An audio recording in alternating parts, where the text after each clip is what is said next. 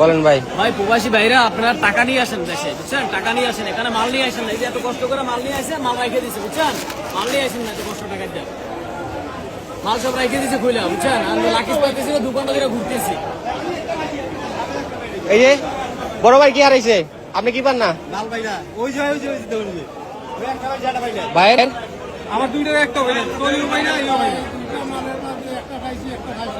আমার লেগে কাইটা যা আসলো সামান ভিতরে এই তো অর্ধেক সামান নিয়ে গেছে মনে করেন। এই যে এটা আমার নিজের টাকা আছে, এটা আমার নিজের লাগেজ। আমার কাইটা সামানটা আমার নিয়ে গেছে গা।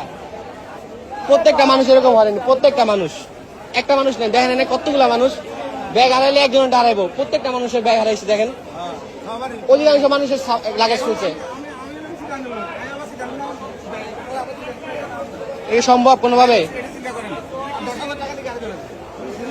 এই বাংলাদেশ এয়ারপোর্টের এই অবস্থা। উন্নতি নাকি করছে সরকার?